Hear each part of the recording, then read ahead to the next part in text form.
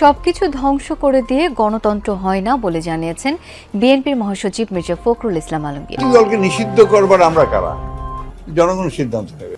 এটা তো আপনার আরেকটা চক্রান্ত শুরু হয়েছে, দেশে একটা অনিশ্চয়তা, ইনস্টেবিলিটি আবার শুরু করার জন্য এই ধরনের ঘটনাগুলো ঘটছে, যেটা কোনো ইস্যু না সেগুলোকে ইস্যু তৈরি করা হচ্ছে। একমাত্র আওয়ামী লীগের হাতেই নিরাপদ। আমার বঙ্গবন্ধু আমাকে শেখায় ন্যায্যতা, ধর্মনিরপেক্ষতা, আপোষহীনতা আর সাহসিকতা। তিনি বলেছিলেন, যদি কেউ ন্যায্য কথা বলে আর সংখ্যায় যদি সে একজন হয়, আমরা তার কথা মেনে নেব। আজ 52 বছর ধরে আওয়ামী লীগের সেবা করে আসছি, আমরা শেখ হাসিনার হাতকে শক্তিশালী করে আসছি। জয় হরিবল, সবার সুখে জয় বাংলা, জয় বঙ্গবন্ধু। ত্রয়োদশ জাতীয় সংসদের সংরক্ষিত নারী আসনে দলীয় প্রার্থী তালিকা ঘোষণা করেছে বিএনপি। তবে বিএনপির ঘোষিত সংরক্ষিত নারী আসনের 36 জনের এই তালিকায় 20 নম্বরে নাম রয়েছে সুবর্ণ শিকদারের, যিনি এলাকায় সুবর্ণা ঠাকুর নামে পরিচিত। তিনি ছিলেন গোপালগঞ্জের কাশিয়ানী উপজেলা আওয়ামী লীগের কমিটির বন ও পরিবেশ বিষয়ক সম্পাদক। ত্রয়োদশ জাতীয় সংসদের সংরক্ষিত নারী আসনে প্রার্থীদের নাম ঘোষণা করেছে বিএনপি। মনোনীত প্রার্থীদের মধ্যে দুই নেত্রীর বিরুদ্ধে আওয়ামী লীগের সাথে সম্পৃক্ততা থাকার অভিযোগ ওঠার পর ব্যাপক আলোচনা সমালোচনার ঝড় উঠেছে সামাজিক যোগাযোগ মাধ্যমে। আওয়ামী লীগের একাধিক সূত্র থেকে জানা গেছে, এরই মধ্যে আওয়ামী লীগের অঙ্গ সংগঠনগুলো নতুন করে কমিটি দেওয়ার কাজ শুরু হয়েছে। এগুলো শেষ করে আওয়ামী লীগের পুনর্গঠন নিয়ে একটি বড় ধরনের সিদ্ধান্ত খুব শিগগিরই আসতে যাচ্ছে। প্রথমেই যেই ভিডিও ক্লিপগুলো দেখেছেন সেই ভিডিওগুলো সম্পূর্ণ আপনাদেরকে দেখাবো। তার আগে ছোট করে একটি অনুরোধ, আপনারা যদি এই ধরনের রাজনৈতিক ভিডিওগুলো দেখতে পছন্দ করে থাকেন অবশ্যই চ্যানেলটি সাবস্ক্রাইব করে বেল আইকনটি অল করে দিবেন পরবর্তী ভিডিওটি সবার আগে পাওয়ার জন্য। চলুন দর্শক, কথা না বাড়িয়ে একটি লাইক দিয়ে একের পর এক সেই ভিডিওগুলো দেখে আসি। 52 বছর ধরে আওয়ামী লীগের সেবা করে আসছি, আমরা শেখ হাসিনার হাতকে শক্তিশালী করে আসছি। জয় হরিবল, সবার সুখে জয় বাংলা, জয় বঙ্গবন্ধু। ত্রয়োদশ জাতীয় সংসদের সংরক্ষিত নারী আসনে দলীয় প্রার্থী তালিকা ঘোষণা করেছে বিএনপি। তবে বিএনপির ঘোষিত সংরক্ষিত নারী আসনের 36 জনের এই তালিকায় 20 নম্বরে নাম রয়েছে সুবর্ণ শিকদারের, যিনি এলাকায় সুবর্ণা ঠাকুর নামেই পরিচিত। তিনি ছিলেন গোপালগঞ্জের কাশিয়ানী উপজেলা আওয়ামী লীগের কমিটির বন ও পরিবেশ বিষয়ক সম্পাদক। তবে বিএনপির মনোনয়ন পাওয়ার পর সুবর্ণা শিকদারের দাবি, আওয়ামী লীগের কমিটিতে অনুমতি না নিয়েই তার নাম রাখা হয়েছিল। আমরা শেখ হাসিনার হাতকে শক্তিশালী করে আসছি এবং ভবিষ্যতে যতদিন আমরা বেঁচে থাকবো আপনাকে এই মুর্শিদপুরেই দেখতে চাই। গোপালগঞ্জের কাশিয়ানী উপজেলা আওয়ামী লীগের বন ও পরিবেশ বিষয়ক সম্পাদক সুবর্ণা ঠাকুরকে মনোনয়ন দিয়েছে বিএনপি।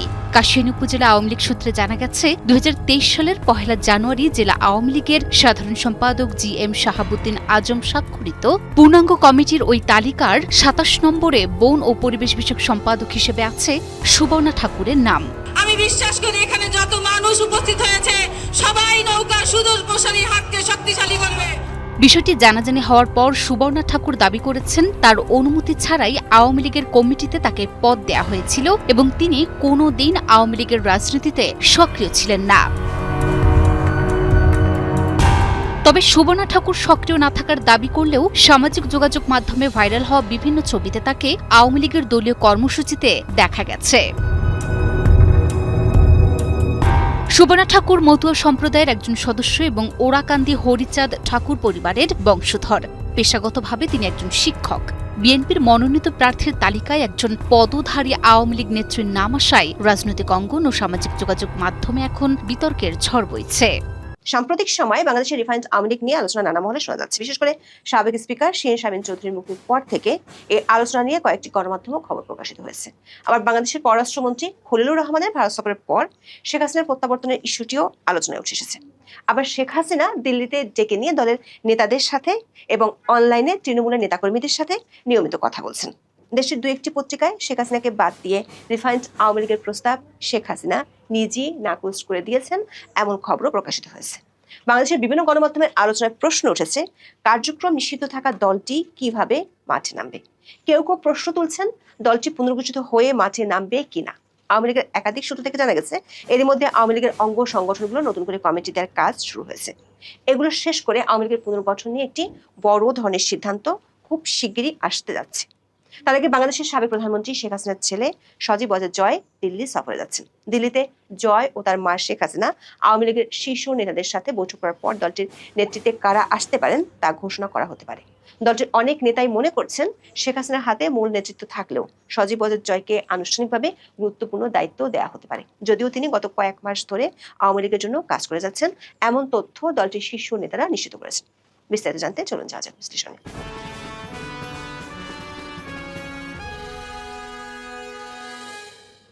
2024 5ই আগস্ট ক্ষমতার পট পরিবর্তনের পর থেকে বাংলাদেশের আওয়ামী লীগ তার ইতিহাসের সবচেয়ে দুঃসময়ের মধ্যে দিয়ে যাচ্ছে। তখন থেকে দলটির সভানেত্রী বাংলাদেশের সাবেক প্রধানমন্ত্রী শেখ হাসিনা আছেন দিল্লিতে।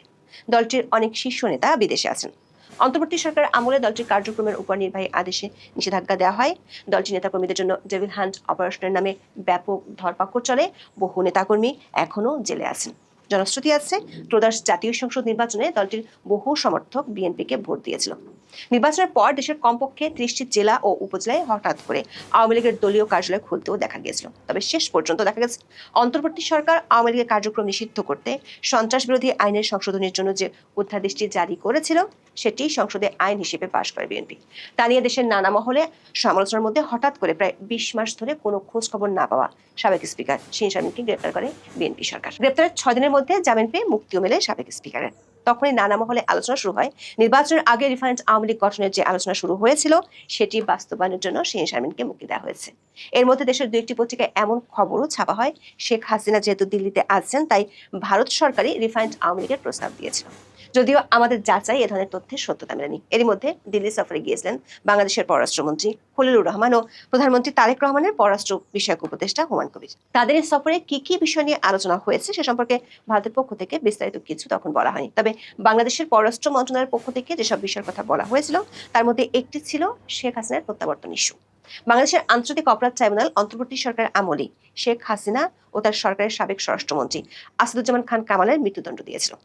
শেখ হাসিনা আমলে হওয়া ভারত ও বাংলাদেশের মধ্যকার বন্দী প্রত্যাবর্তন চুক্তির অধীনে বাংলাদেশ সরকার এ নিয়ে 3 বার শেখ হাসিনার জন্য ভার্বাল নোট দিল। সবশেষ ভারতের পররাষ্ট্র মন্ত্রণালয়ের মুখপাত্র রণদীপ জয়সওয়াল বলেছেন তারা বাংলাদেশের পক্ষ থেকে একটি অনুরোধ পেয়েছেন এবং সেটি যাচাই বাছাই করছেন। যদিও একই রকম বক্তব্য তিনি অন্তর্বর্তী সরকারের আমলেও দিয়েছিলেন। তারপর থেকে বাংলাদেশের কিছু গণমাধ্যমে আবারও রিফাইন্ড আওয়ামী লীগের ইস্যুটি আলোচনায় উঠে আসে। এ নিয়ে নানা ধরনের খবর প্রকাশিত হতে থাকে। একটি গণমাধ্যমে খবর প্রকাশিত হয় শেখ হাসিনাকে বাদ দিয়ে নতুন নেতৃত্ব আনার প্রস্তাব ভারতের পক্ষ থেকে দেওয়া হয়েছিল নির্বাচনের আগে এবং শেখ হাসিনা সেই প্রস্তাবে রাজি হননি।